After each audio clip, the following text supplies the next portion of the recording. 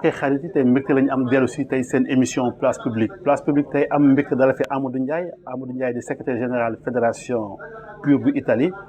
Amadou Ndiaye ñu fas yéene waxtaan ak moom si différents points mooy actualité yu am au niveau du Sénégal si ay variétés ak tamit situation bu seen parti di dund waa PUR Amadou Ndiaye ñu nuyu la. waaw Kabou ñu leen di nuyu waa diaspora bi yëpp surtout waa diaspora. ndax mën naa wax ci seen biir la ñu nekk ci seen biir la ñu aussi jógee. kon li ñu njëkk a def mooy nuyu waa diaspora. nuyu doomu Sénégal yi yëpp ak doomu Afrique yëpp mën naa wax sax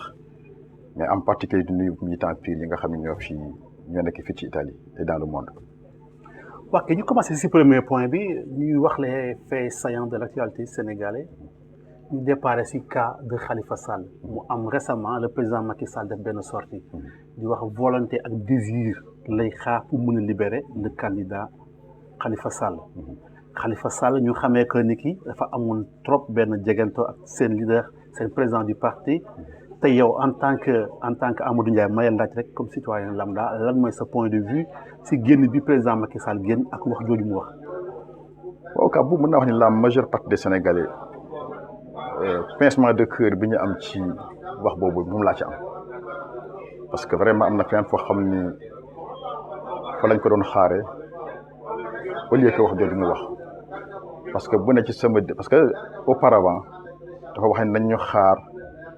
ba procédure bi jeex su procédure bi jeexee boobaa daañu mën a xëy doogu mën a ñëw procédure yëpp mën nañu wax ni jeex na tàkk mais mu ñëwaat wax lii vraiment Sénégal yëpp ñu am déception parce que li ñu doon xaar du li daal li ñu doon xaar mooy ñu vraiment gracier ko bu fekkee grâce boobu c'est le mot qui convient bàyyi ko parce que vraiment gisuñu loo xam ni def na ko lu ëpp loo xam ne ñeen ñi def nañ ko kon wax jëla joo xam ne am nañ ci déception trop mais bu fekkee dañu ne grâce il faut nit ki bind ko wala laaj ko Khalifa Sall moom himself ne carrément man du ma ko bind man du ma laaj est-ce que tamit en ce moment là bu président Macky Sall waxee lu mu wax taxaw fu mu taxaw tamit nekkul tamit njuumte si côté bi. waaw xam nga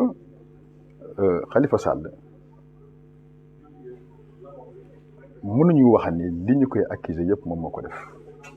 parce que bari na lu ñu ko accuser loo xam ne wax dëgg yàlla boo xoolee li xew ci jamono ci le frère du président même chose wala boog lu ko gën a garaaw moom la def kon mën nañu wax ni procès politique la alors procès politique nag yaakaar naa mbiru politique moo ko mën a régler kon xëy na xëy bàyyi ko ne koy bàyyi nañ ko mbaa même bu dul grâce sax am na beneen terme bi amnistie waaw dafa ko amnistie mu dem yoonam loolu moo jaadu woon seulement nañu bàyyi nag jamono mu dem xëy na jamono dana feeñ yu bari mais vraiment kuy analyser situation bi ni mu demee ak ni actualité demee da nga xam ni Khalifa Sall ci injustice lañ ko ci kon fii mënuñu woon def dara du may bàyyi ko mu dem moo xam ci amnistie moo xam ci grâce effectivement man position boobu mu jël moo koy honoré mooy bañ a ñaan ndimbal waaw bañ a bind moo koy honoré nag parce que li fi jaaroon gis nañ ko ci kaawu Karim xëy na loolu moom dafa am lu mu koy yee ci lu bari moo tax bëggul def boobu mais en tout cas yoon bi mu jël moom yoon bu baax la. même bu fekkee en politique la ñu nekk. te xam ne politique timing bi dafa am solo. te tamit ay stratégie la. parce que les politiciens c'est vrai que tey mën nga bind pour ñaan. ñu bàyyi la bu génti mën a dérouler. mais bu fekkee bii prison nga bëgg a nekk est-ce que liggéey ba nga bëgg a liggéey au niveau du parti tam di nga ko mën liggéey. mais bind boobu ngay bind pour ñu bàyyi la daf lay gàkkal dem parce que mën naa wax ni ki ko jiitu loolu moo ko gàkkal ba fi ñu toll nii moo tax Sénégal li ci ëpp ci Sénégal yi gëmatuñ ko ndax loolu kon bind boobu mu bañ a bind mu gën jaar yoonu Nelson Mandela bu génn. ba génn waaw tey ñu gis tey Khalifa Sall dafa bokk si benn parti bu ñuy wax PS tey Ousmane Tanor Dieng ñu ngi koy jaale Sénégal ak daal mbokkam mi nekk mu dëdd àdduna fu mu nekk nii ñëpp doon yaakaar ni fi mu Khalifa Sall bu amee grâce wala bu génnee bu ñëwee mën na téye ren PS doxal ak yooyu yow actuellement ban njàngat nga am au niveau du parti PS parti socialiste.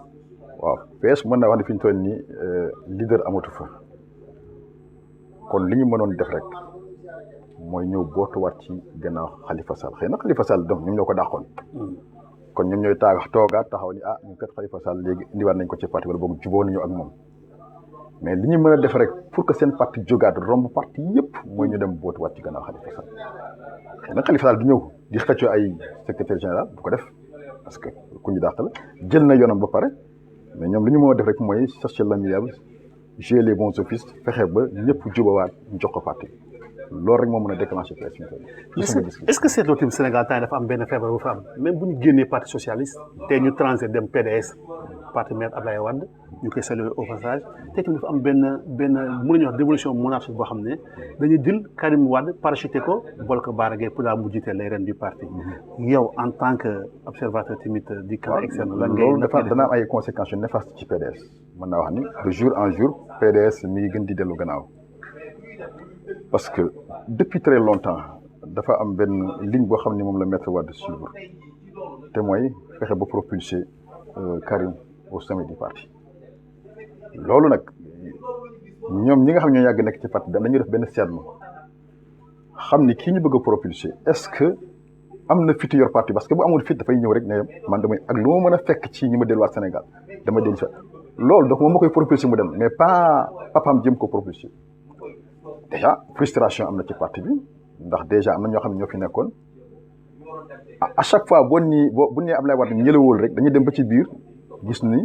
li mu bëgg a def jaarul ñu reculer essayé na ko ci ñu bëree bëri mën naa wax ni les fidèles de Abdoulaye Wade ñi nga xam ne dañu gëmoon Abdoulaye Wade yàlla ko ci ñoom Amadou Sall ñoom Babacar Gaye ñooñu nga xam ne kenn musul xaar ni ñii daañu mos a bàyyi Abdoulaye Wade mais suñu jékkee-jékke ba xam ni du fii taxaw kon boog mën naa wax ni parti bi ni ma gisee actuellement au lieu que mu jëm kanam. kon ñoom Omar Sarr Amadou Sall ñoom Babacar Gaye génn yu gént yow da nga ko cautionné wala daal. waaw xam nga jàng nga si wax tamit. seen dëgg lañ nekk si yoon la ñu nekk wala néew ma dama ko cautionné mais boo seetloo démarche bi Abdoulaye Wade bi muy dem après les élections dafa jël parti bi.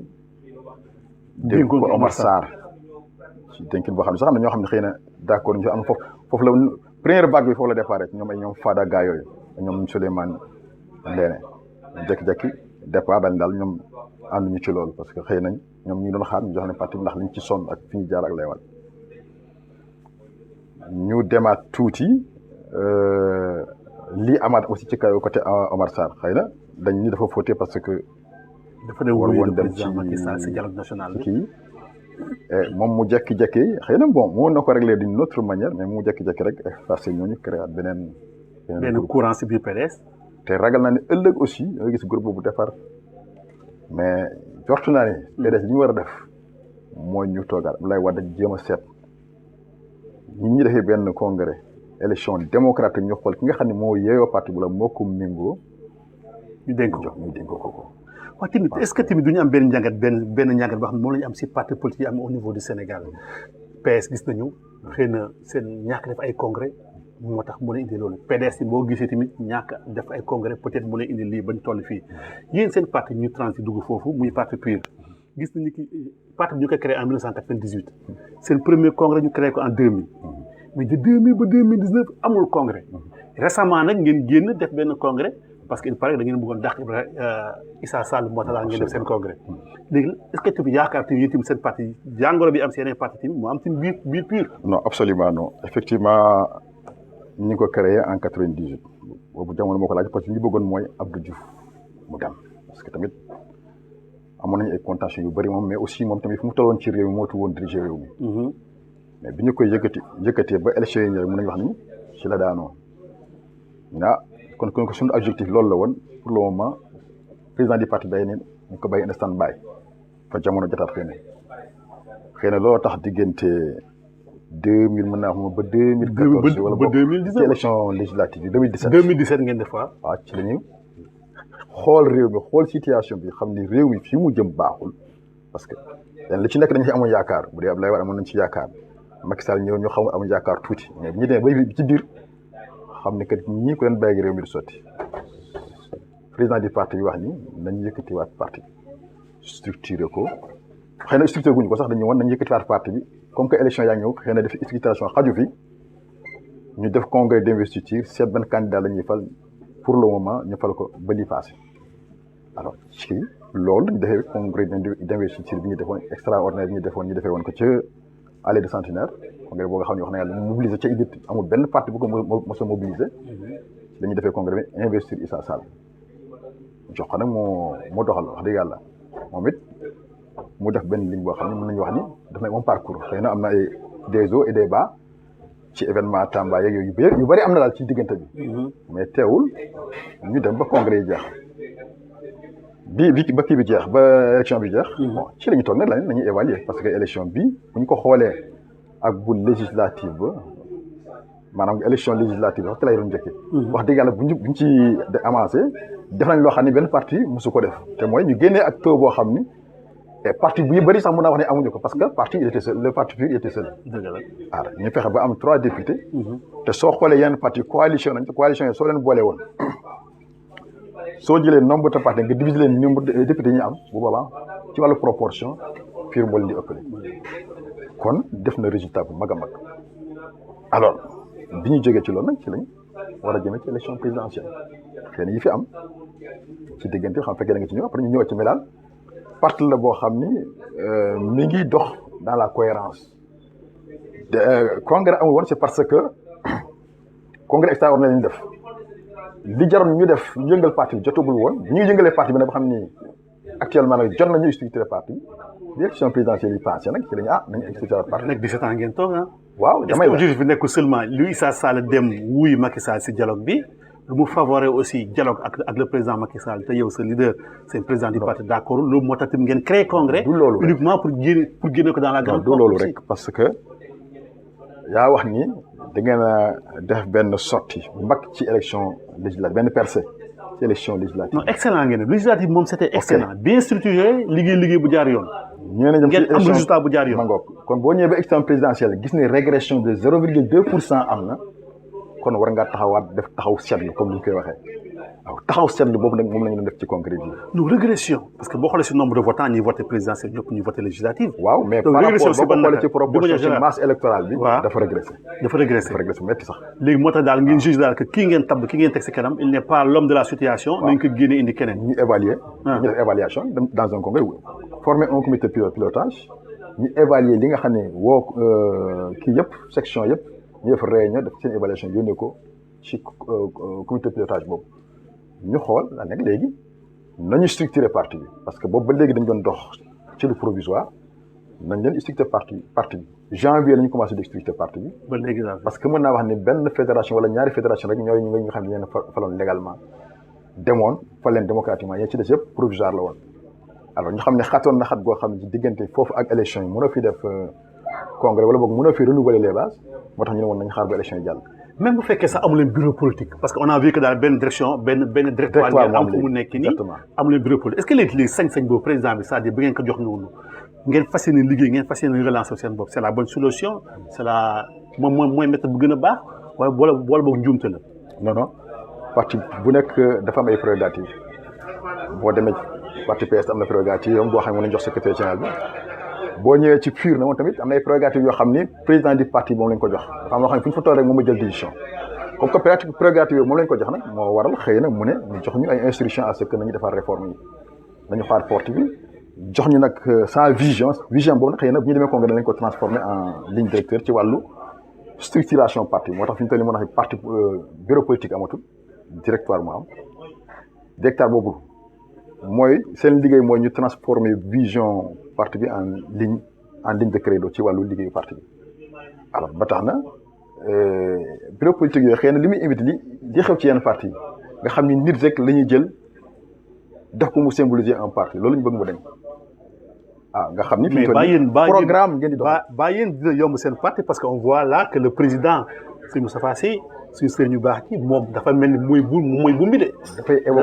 dafay évoquer sa vision. wax ni man kat ñii daal yeneen parti noonu la demee de parce que boo nee am na différence. waaw fii tamit man moom daa mel ni gisuma différence bi. parce que dafa mel même concept la ñuy dawlee tamit seen biir parti. non xam nga bu njëkkoon mën naa wax ne secrétaire général bi en l'occurrence xëy na le coordonnateur moom mi nga xam ne moom mooy candidat moom rek mën nañu wax ni xëy na moo daan wax ni nañ def nii ñu def noonu mais fi ñu toll nii amatul loolu moom day tax fu mu taxaw joxe vision ñun ñu dem. constituer la base daal ne li gën ci mbir mi mooy lii joxaat ko moom mu seet ko signé ko léegi noonu lay demee. bu fekkoon Issa Sall demul wuyu le président Macky Sall si dialogue national est-ce que di ngeen ko dàqoon si biir parti bi. waaw loolu la wax ni Issa c'est un homme très compétent am na ay programme yu bëri yoo xam ne wax dëgg yàlla ñu collaboré nañ ci ak moom. ci sunu niveau base bi. mais nag erreur yi nga xam ne xëy na def na ko loolu bokk na ci mais dama la wax ni évaluation générale nañu def ci li xew évaluation nag boo ko defee. il faut que mu am ñoo xam ni daanañu daanu léegi nag ñi defee évaluation yi xëy na d'accord loolu bokk na ci li nga wax ni bokk na ci xëy na dem na toog ci sa temps mu dajale instance yi. wax leen la moo ci seen xalaat loolu bokk na ci mais évaluation générale la ñuy def nag doog a mën a dem congrès convoqué ci congrès bi ñëpp pour defar structuration parti bi ñëwul moo tax xëy na li am mais c'est pas que ni dañ ko visé am na ñu bëri ñoo xam ni dokkoon na ci kii bi changé nañ leen évaluation la ñuy def rek mais xëy na dafa gën a fees rek ñu wax ni alors dañoo évincé non alors que demeewul noonu évaluation la ñuy def. mais tey boo xoolee changé doxinu parti bi. boo xoolee parti politique bi pur ñu bëri Issa Sall moo tax ñu ñëwoon si parti bi di ko jàppale. tey génn bi nga ko génne est-ce que moom du yóbbu benn parti important si seen parti tel que jeunesse bi. non parce que gisoon nañu que amoon na benn jeunesse bien structurée avant les élections législatives. liggéey bu njëkk liggéey bu baax. Issa Sall lañ doon jàppale wala idée philosophie daal parti bi lañ doon kii prôné. maanaam avant Issa Sall sax di ñëw fii. fii dañ ko structuré woon bu baax a baax. fii itam mu ñëw fii. dëgg la. d'accord bi élection yi bi kii bi ñëwee nag campagne bi ñëwee te moom na campagne législative ñëwu fi woon xam ci présidentielle yi fi ñëw. mais législative ñëwu fi woon mais amoon nañu benn socle de jeunesse boo xam ne ñoom ils sont très bien organisés te ba léegi ñu ngi fi jóguñu fi. c'est pas que ni dañuy jël l'homme essentiel def ko seen non. seen idole. programme rek la ñu jël xam ni programme bi moo baax ci Sénégal ñun ñëpp ñu adhéré ci programme boobu mais topp ñu nit daal programme la ñuy topp ñoom te bis bu ñu yëngalaatee nga xam ni jeunesse boobu jógi mosu fee jóg. mais am na ñu bëri dañu ne parti PUR dafa mel ni daayira la est-ce que nekkul daayira bi lañ jël soppi def ko parti wala daal ce sont deux choses différentes. waaw xam nga parti boo gis am na benn crème bu ci nekk crème boo xam ne am na fu ñu formé ci ay valeurs le président du parti dafa yoroon un mouvement tuddee ko xëy na daayiratu Moustarchidine la mooy signification bi cercle des jeunes qui ont choisi le chemin de la droiture loolu mooy signification parce que bu ñu la ko firilee nga xam ne li mooy signification daayiratu Moustarchidine alors est-ce que des jeunes qui ont choisi le chemin de la droiture mën nañu bokk ci parti wala mënuñu bokk ci parti alors kon boo formé ay nit ci wàllu ñu am ay valeurs am droiture ñooñu foo bëgg ñu fu ñu dugg dañ ko defar président du parti nag dafa am fu mu commencé ci defar nit depuis mën naa wax ne les années 80 la commencé doon defar nit defar une jeunesse saine une jeunesse de valeur yoo xam ni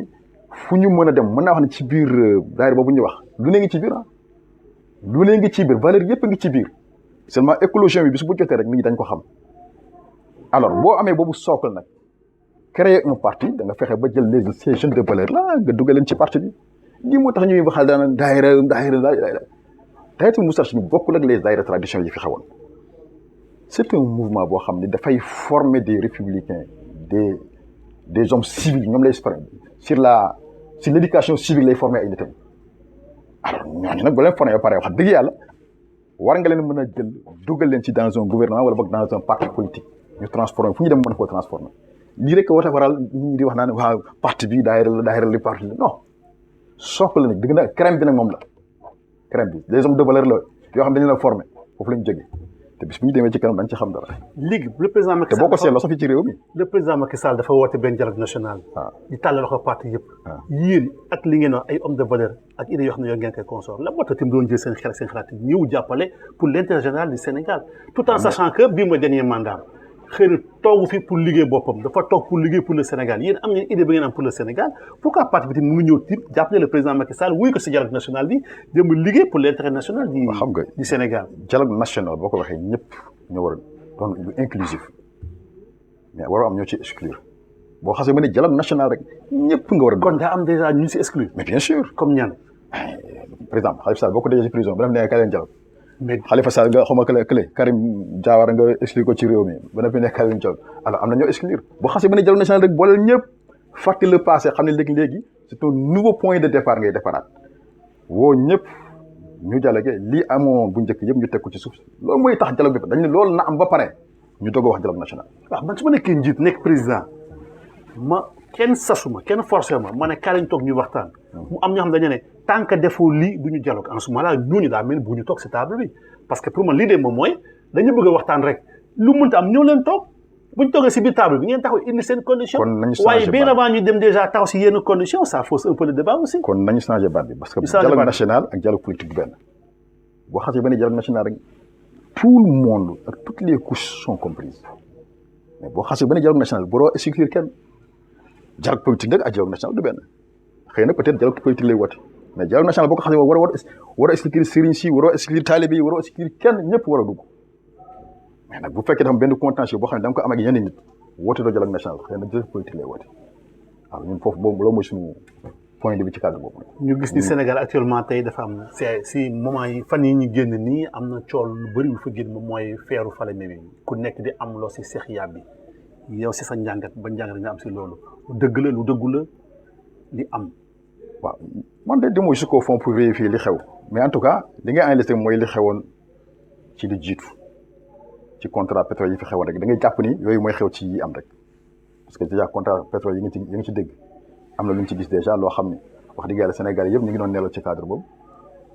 ay contrat yoo xam ne defaroon nañ ko te nit ñi yëguñu ko gis nga le cas de Aliou Sall gis nga ay cas yu bari yoo xam ne alors kon lépp lu ñëwaat rek da nga koy dugal ci cadre boobu kon mënuñu ko weddi ba mu jeex nii parce que benn récemment dem naa Sénégal semaine bi passé ma dugg ci benn chauffeur taxi ñuy waxtaan ni mu ne ma dafa am benn nit bu ko wax ni boo demee ci Thiès daal am na benn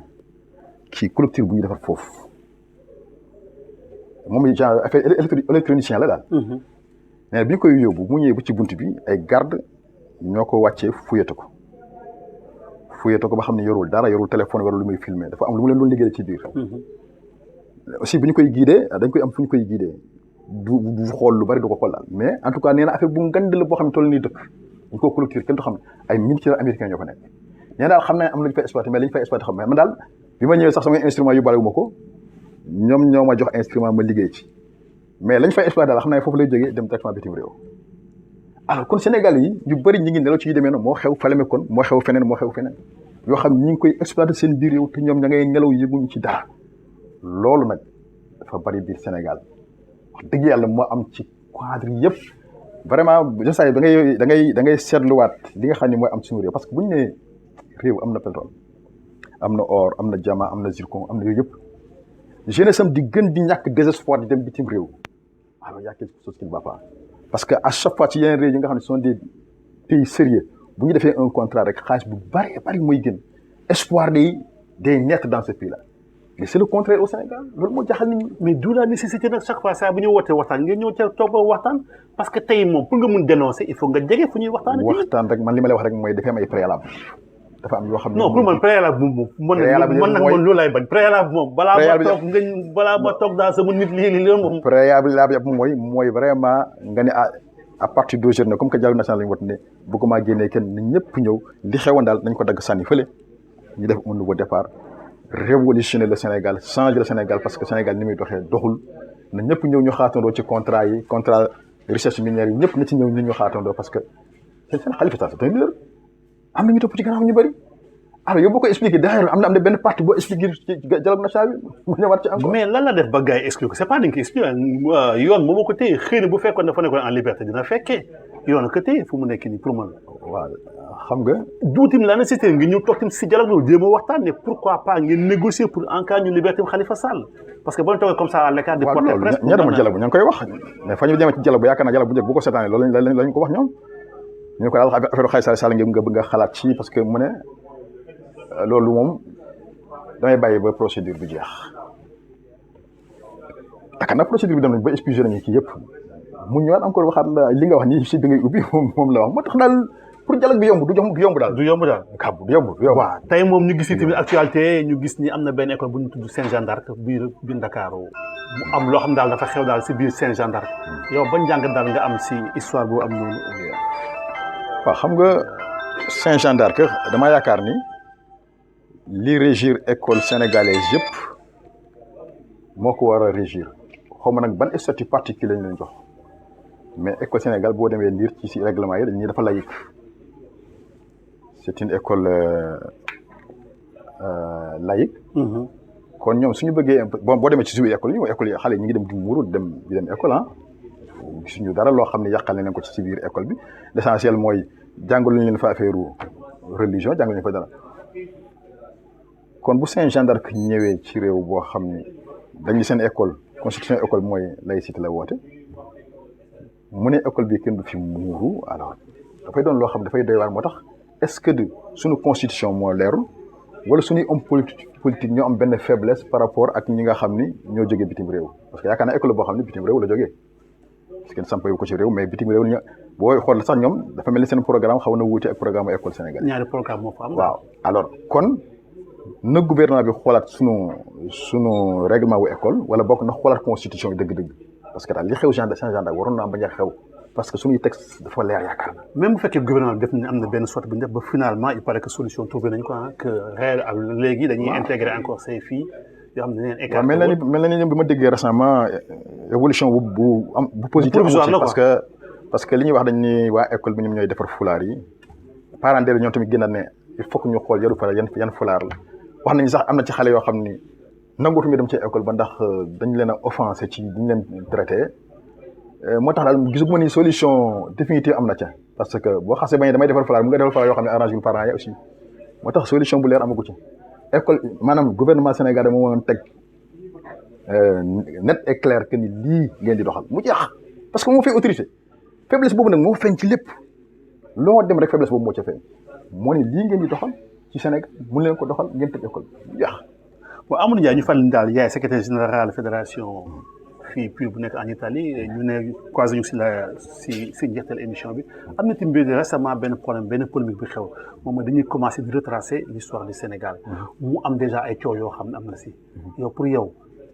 bind histoire du Sénégal ak coow est-ce que réellement amoon na si wàll wala boog ñi di coow tamit day nekk seen dëgg. waaw mënoon naa ñàkk de wax dëgg yàlla bu fekkente ni nañu dénkoon programme ñun wóolu nañ ay vrai historien lañ. vrai historien moom mooy professeur Iba Dia Thiam mii di coordonné moom vrai historien. waaw mooy coordonné rek. waaw moom mooy coordonné xëy na nag am na ay commission yu ci nekk ak yooyu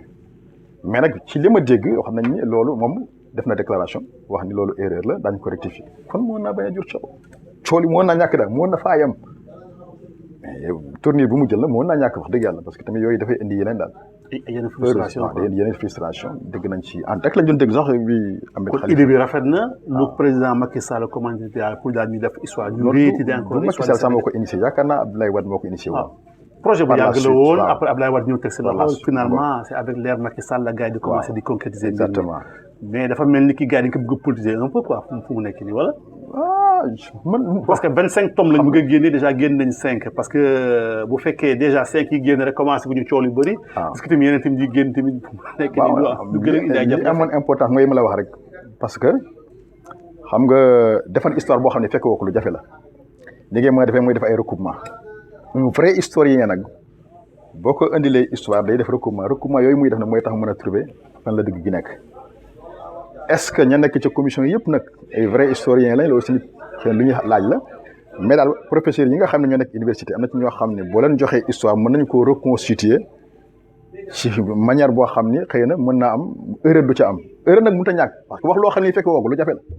wax loo xam ne yow mosoo ko fekk nga ni danaa ko nettaliwaat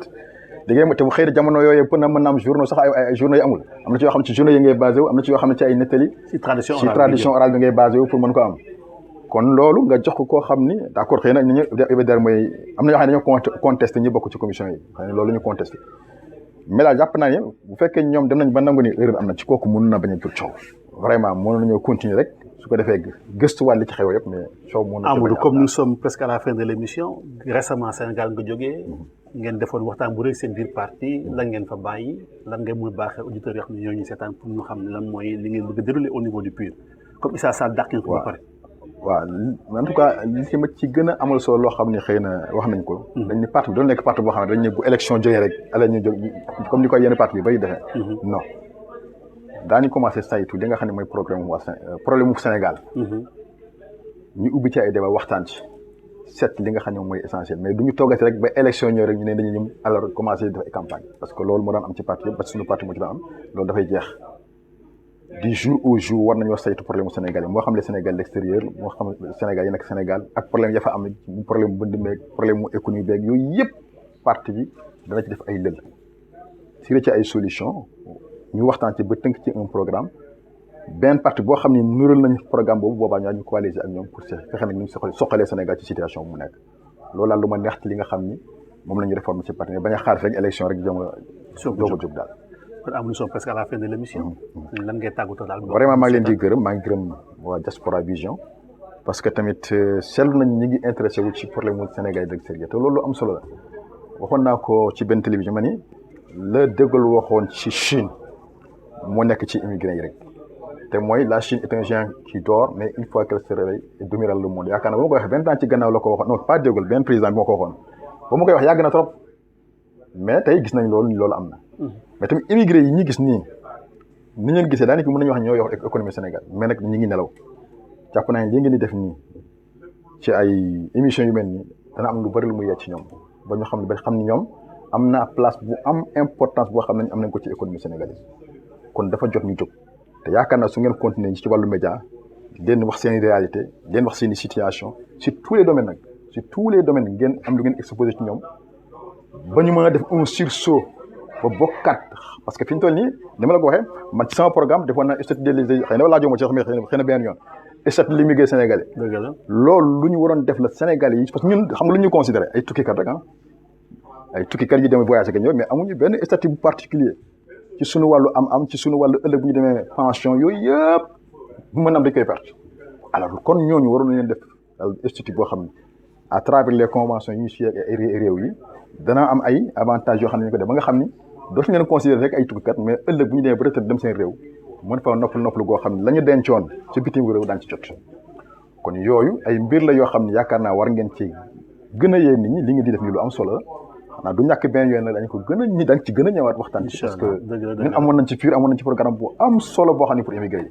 contrairement aux autres partis. si yaa ma koy fàttali pour ça mais di wax tamit yeneen parti ku ñu tim loolu lay wax de ñun am nañ loo xam ne benn programme bien défini pour immigré yi daal ñun de li ñu débat ci campagne gisuñu benn kii bu ko ci bàyyi parce que ñun ñoo wax lépp intérêt immigré yi la waaw wax dëgg yàlla mais ñeneen ñi nag xëy na la seen parti décidé parce que ñun